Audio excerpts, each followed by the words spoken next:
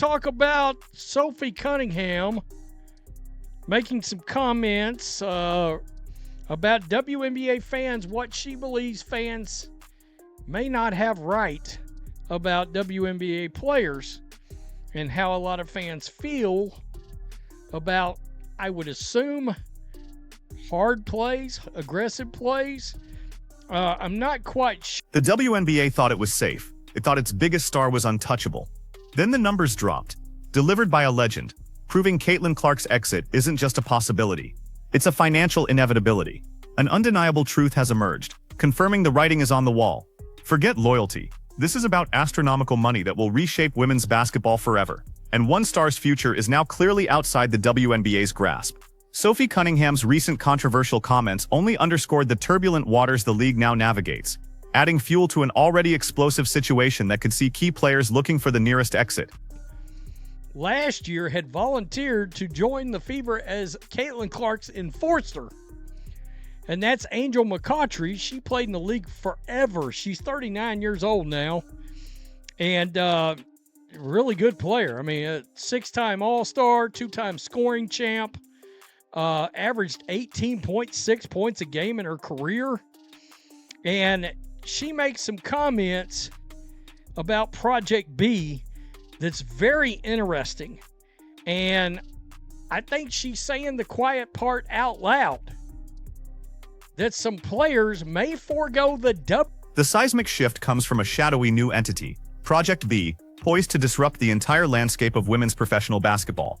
This isn't just another league. It's an economic earthquake, promising sums that dwarf anything the WNBA has ever offered. Forget the incremental raises and contract negotiations. Project B is swinging for the fences, aiming to lure away the very best talent with unfathomable wealth. Its emergence threatens to create an exodus, a mass departure of players seeking life-changing financial security, starting with the league's most marketable assets. Not unrivaled, the W, in order to play in this new league. She also squashes the myth about, players have talked about, I want to be able to stay in the States. I don't want to go overseas, blah, blah, blah. She says that's kind of BS. That sounds like a negotiating tactic is what it is. So, Sophie Cunningham, let's check this out. I'm not just speaking for myself. I think I'm speaking on behalf of probably the whole league, that when people see us competing and trying to fight to do anything it takes to win, because this is a hard league. Former WNBA All-Star and true legend Angel McCoughtry didn't just hint at this. She laid out the cold, hard facts with stark clarity. Her insights are a devastating blow to the WNBA's narrative, revealing the harsh economic reality players face when choosing where to play. McCoughtry, who even volunteered to be Caitlin Clark's shadow forcer last season, speaking from experience, having seen the league's financial limitations firsthand throughout her storied career. She pulls back the curtain, exposing the chasm between current pay and the future being dangled before these athletes. Sophie Cunningham, let's check this out. I'm not just speaking for myself. I think I'm speaking on behalf of probably the whole league, that when people see us competing and trying to fight to do anything it takes to win, because this is a hard league, that they automatically think that's what you're like off the court. People need to get to know us players more, and I think if they do, they fall in love with us. And so not judging the competitive side of us compared to our off court. Just wondering, do fans do that? Because I don't. I've never one time have I seen somebody's play and been like, they must be real nasty off the court. They must be real. The contrast in earnings is nothing short of breathtaking. Consider the WNBA max contract. A mere $90,000 for top-tier players. A figure that barely registers in the world of professional sports. Now, just to juxtapose that with Project B's proposed minimum salary, a staggering $2 million. This isn't a small bump. It's an astronomical leap. An almost 22-fold increase for even an end-of-the-bench player. This single figure exposes the WNBA's inability to compete, making any loyalty appear financially irresponsible to players with short careers. We're talking about a real force in the league. On what else does the player got going on off the court? Do they take basketball seriously, or do they want to be a celebrity influencer? Well, you know what I'm talking about, right? So, I thought that was interesting and that you guys would want to see that. Let's go over here. This is the Good Follow podcast hell, go subscribe. It looks like it's relatively new. The lady on the left is Angel McCautry. Like I said, But the money doesn't stop at salaries. Project B sweetens the deal with something unheard of in established leagues: equity. Players aren't just earning a paycheck, they're getting a slice of the pie, a chance to own a piece of a league that could explode in value. This forward-thinking approach transforms athletes from employees into stakeholders, aligning their long-term financial interests directly with the league's growth. It's an irresistible proposition for players seeking generational wealth, far beyond what traditional contracts offer in the WNBA. McCautry didn't mince words, asking the question on everyone's mind. If you're going to get paid $5 million, why put your body through playing in the WNBA? This isn't just rhetoric. It's a fundamental challenge to the WNBA's value proposition. Why endure the grueling schedule, the physical toll, and the relatively meager pay when an alternative offers such immense financial security? Her blunt assessment forces a reevaluation of priorities for every WNBA player, especially those with market-moving star power. and how that's going to, she gives you a perspective of how players are going to look at this money, and you can tell from her reaction, it's like, whoa, that's a whole different level of cash we're talking about. The max was 90,000. I mean, even just say like you haven't been playing the league for what, 1-2 years or something? Yeah. Yeah, that's fine. Let's just even talk now. You're a current. Okay, I'm a current player. These players are making max 250. Now I'm making 250, then 90. And let's see. 5 million, 2 million. I mean, guys, you do the math. Who's going to turn that down? And then I have a chance to have equity in this league. Adding insult to injury, McCautry completely shatters the long-held myth that WNBA players prefer to stay in the United States.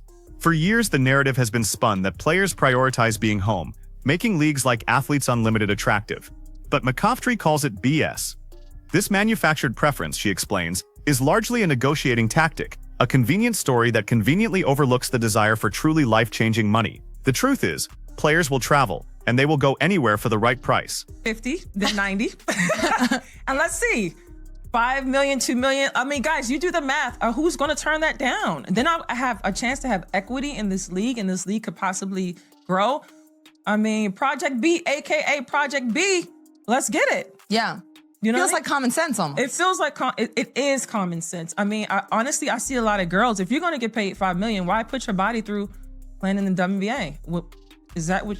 That's what I see coming. Well, here's the another aspect of this too. I thought the whole trend and point of some of these new leagues popping up was that the trend was going players wanted to stay home in the U.S. And so that's an advantage that like McCautry speaks from deeply personal experience, recounting her best experiences overseas in places like Istanbul, Turkey. She vividly describes a vibrant life of great food, rich culture, and legendary parties that last until 7 a.m. on off days, followed by breakfast. This isn't a sacrifice, it's a lifestyle upgrade. The idea of playing in Europe, Asia, or even Africa, combining travel with high-level basketball and immense pay, is presented not as a burden, but as the dream. It completely reframes the overseas option. This revelation from a respected WNBA veteran demolishes the carefully constructed narrative by current WNBA players and league officials. The notion that players want to stay home for the sake of it is exposed as a convenient fallacy. The dollar amount, as McCautry powerfully demonstrates, changes everything. It's no longer about where you play, but how much you get paid to do it. The WNBA's leverage, based on geographic preference, has completely evaporated in the face of Project B's financial might. You're fixing to see a lot of surprising names, I have a feeling, sign up for this league because they think the W's going to 850 or 1 million. Okay, well, what do you think they would pay Asia Wilson?